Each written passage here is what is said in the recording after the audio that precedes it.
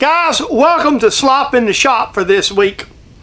As you know, I usually put out a midweek video called Slop in the Shop based on the little slop bucket, the pig feed. Slop in the Shop is just a mixture of all kind of things that's going on in my life shop. You're going to see a little more of the race car stuff on Slop Wednesdays, stuff like that. That's kind of going to be the plan with what's going on. So, with no further ado, we're going to roll this here pig feed out. So while you're here at home, prop your feet up, get comfortable if you're in your easy chair, get that cold beverage or hot coffee depending on the time of the day. Sit back and enjoy these little internet pigs getting fed this slop. I'll come back and tell you bye at the end, and I hope you enjoy this week's slop submission. Have a great day. Good morning, this is your buddy Jim. We're doing a road trip.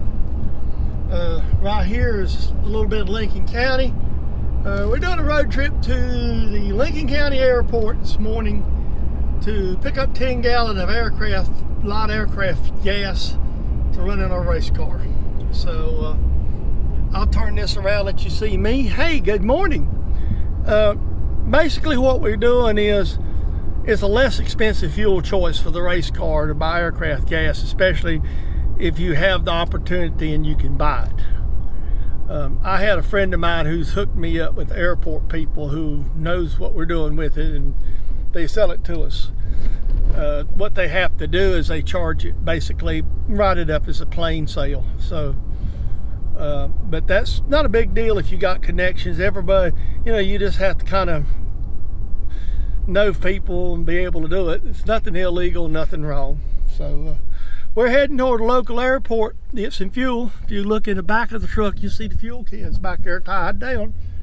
So that's about $3 to $3.50 a gallon cheaper to buy the aircraft fuel than it is the racing fuel. So with no further ado, let's get back on the highway and get this airport back. I'll give you a picture here in a minute of the airport. Alright, excuse the sun, it's a little bit bright going in here, but we're on our way right down here just a bit, and we will be making a little turn into the airport. I thought I'd give you a little ride into the airport, getting kind of out of this sun. I apologize for that, but it is early in the morning. Advantage of being retired, you can do this stuff early in the day and get it over with. So you see the little sign here coming up, says Airport. We're going to the airport. So here we turn right here. Got our little sign. So here you go. See right there, Lincoln County Airport. They got one of these trash recycling things right here for Lincoln County. So where you take your household trash and whatnot too. So, and every county is different how they handle it. In North Carolina, we live in Gaston, and they do one way, and Lincoln does another. And every county, some of them you pay a fee in your tax bill, some of them you have to pay as you take the trash in. So whatever. You can start to see some of the airport and the runway here. This is just a private, well, what you call a general aviation airport is the proper term for it. So, this is not like your large airports like your Charlotte, the ones that's commercial passenger airports. I know every county's got, basically in North Carolina, a lot of the counties have private, general aviation. Maybe one or two corporate jets, mostly private planes. It's individuals owned. So, that's what you see. There's the runways. This is actually a one-way road running in. This is a little smaller airport than some of them, general aviation. I lived in Statesville. They had a whole lot larger general aviation airport because they used it to handle a whole lot more corporate type planes. So the larger airport has more corporate planes.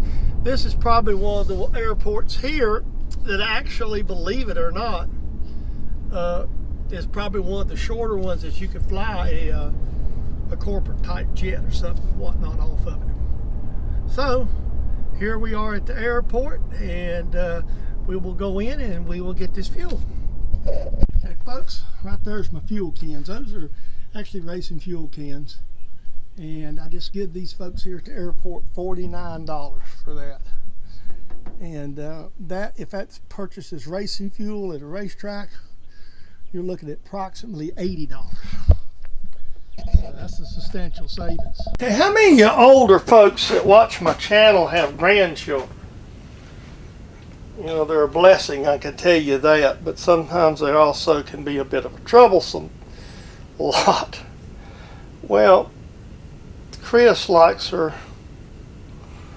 I'm gonna have to figure this out. This is a wind chime, and what happens is the wind chime hangs on the porch, and it's just low enough for our little granddaughter to get a hold of it. She's 3, and play with it, and she constantly breaks it. Now what I'm doing, or trying to attempt to do, is I'm trying to thread this string through it so I can go get the rest of the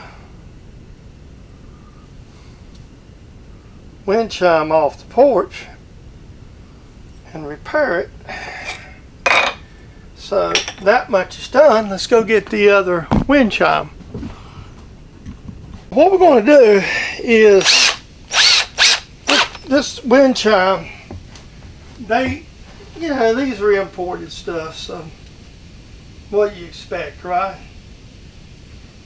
So what they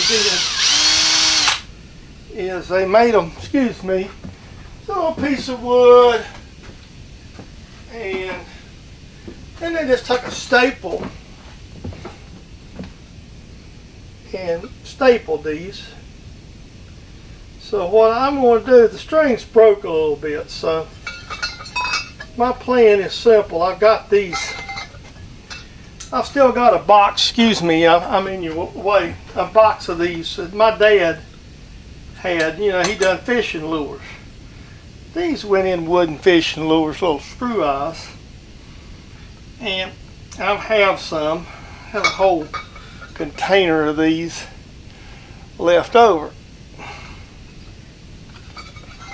I just got this sitting on this vise upside down as something to hold it with, and we're just going to take this, I tightened this up, so we're going to take this little screw eye, put that in there like that, and then we're going to tie the string to it. And while it'll be a hair shorter than the original, it'll be a good strong repair till McKinley gets a hold of it again. So you got to love your granddaughters. What I'm going to do is, then to make sure this don't slip, let me get something. And I'm just going to put a little simple knot in it, but I'm going to swinge the knot there a little bit. Whoa, string burnt. That ain't working. Let's try something else. I forgot to turn the camera on. What I did is got a piece of cotton string and fixed it this way. So we'll have the wind chimes. So wind chimes are fixed.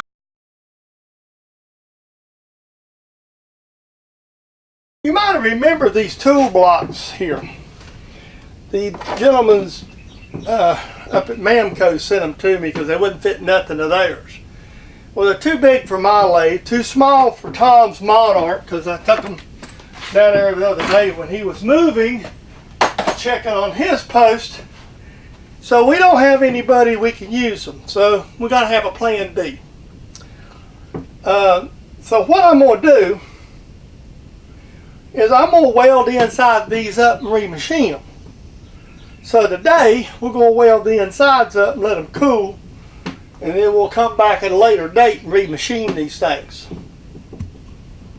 Okay, I've got the welder set up. What we're going to do is basically just fill this up with weld. We're just going to go in there and we're going to take the wire welder, and I've got it cranked up really hot. And we're going to sit down here at the stool and we're going to basically fill this here up first. See how it's going to go. I'll do a little bit of it on camera, but not a lot.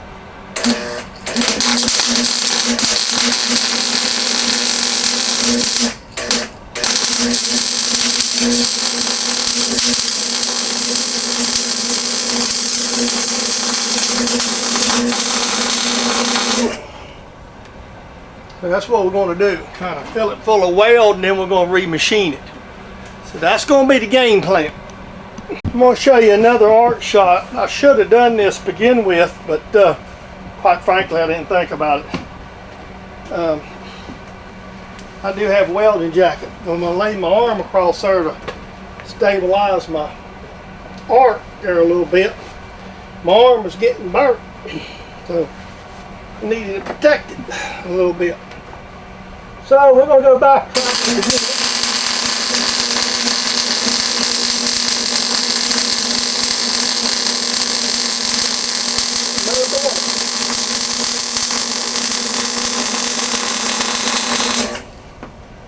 That's no better. Now what we're going to do is I'm going to fill this slot up first on each end. Right, that's the one end there. Now we'll get some power pliers and we'll turn it over 180, and we'll do the same on the other side. That gets the dovetail full, and then we'll go from there to weld the bottom up good. These are those two blocks that I've welded the insides up to remachine. I'll take the screws out of the other one eventually. I'm going to let these cool probably a good day or day and a half. It'll probably be next week before I get the machining on these. But the idea is to fill the inside up, and then I'll probably let them cool and double check, make sure I've got plenty of stock. I may have to go in there and weld some more.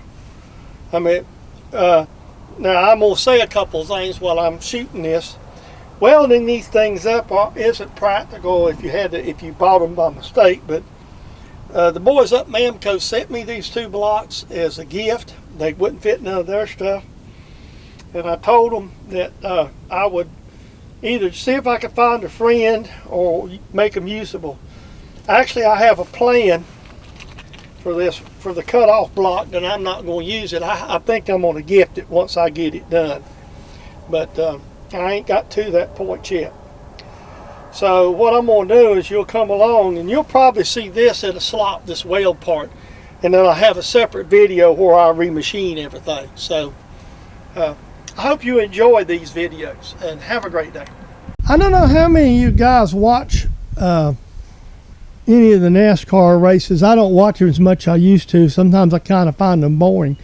But if you ever see the car sitting on pit road, they got these fancy car covers. It looks just like the car with all the sponsor stuff and all that on it. Well, you know, we don't have a shop building big enough to put the race car in to store it and work on it right now. And may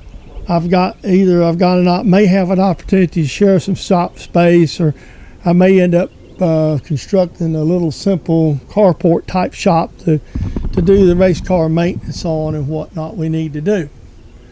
We don't even have a shade tree to be a shade tree car owner. But I wanted to show you, we just got a simple tarp Harbor Freight tied down. Just keep the car, for any rain or stuff it may get on it until we race it. And we're actually going to race it this weekend. All right, guys, we done got them pigs fed, so I hope you enjoyed it. One of the things that I've been trying to do is put a lot more of the racing stuff and the things I do for the racing stuff on the slop videos, because that's kind of where my short projects are right now. With that being said, Slop in the Shop, just like any other video production that comes from me, is a copyrighted production to Jim Dedman Sawlogs Plastic Hubs. I hope you enjoyed the Slop this week. I do have stickers I'll send you out. I mentioned oil cups in last week's Slop. They're available. Just, you know, those are things I just hand out to people as promote the channel. If you've stopped by and watched Slop in the Shop and haven't subscribed, you know, I would appreciate you doing that. Subscriptions do help us get up in the pecking order. We're pushing 1K. We're only about 30 folks out right now. So it would be a great blessing if you would jump in there and help us out to get to that mark. With all that being said, I hope you enjoyed today's video. And if you do subscribe, don't worry, there won't be no ramifications. As I tell people, there's no email list, there's no robocalls, there's no religious organizations, there's no snail mail box stuffing going on. Basically, you're just a member of my family. Comments too, please make them. Good, bad, or ugly. We appreciate them all. I try to reply to every comment. Sometimes it takes me a few days because some of my subscribers, if I'm sitting on a tablet, I can't get to them, so I have to wait till I get on the PC. So with all that being said, I hope you enjoyed today's video. I hope you become a member of the family and stay tuned for either next week's Slop or whatever else I produce for you. So have a great day, and we will see you in that very next video.